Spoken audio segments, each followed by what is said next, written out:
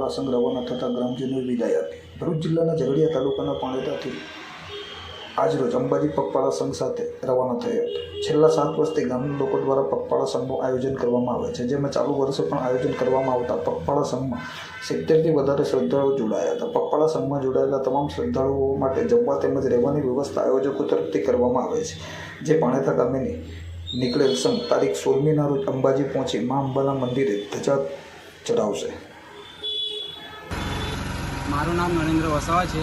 અમે છેલ્લા 7 વર્ષથી પાણેતા ગામથી નીકળીએ છીએ અને અમારા ગ્રુપમાં 60 કે 50 માણસો છે અને 16 તારીખે ધજા અર્પણ કરીશું અંબાજી। જય અંબે।